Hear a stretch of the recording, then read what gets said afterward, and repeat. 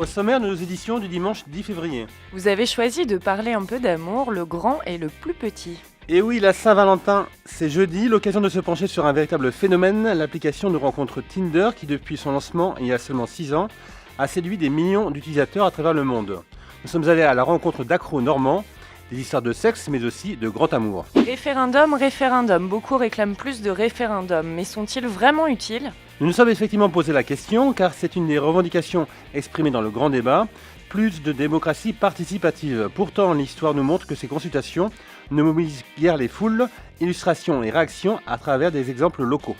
Et toujours dans le registre des doléances, cap cette semaine sur Bolbec. Notre série plongée au cœur des doléances s'intéresse cette fois à la question de la reconnaissance, du sentiment exprimé par certains territoires d'être sinon méprisés, souvent caricaturés.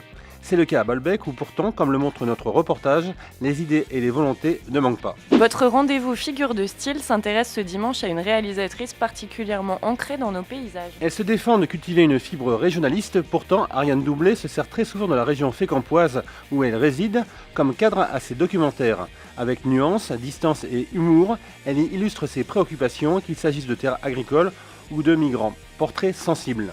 Et vous proposez enfin un gros plan sur l'armada du siècle. Nous poursuivons notre rétrospective sur le Rassemblement des Grands Voiliers qui va fêter son 30e anniversaire.